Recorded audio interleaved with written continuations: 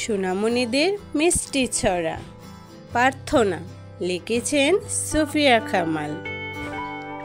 তুলি দুই হাত করে মোনাজাত, হে রহিম রহমান, কত সুন্দর করিয়া ধরুনি মোদের করেছ দান। গাছে ফুল ফল, নদী ভরা জল, পাখির কণ্ঠে গান, সকলই তোমার দান।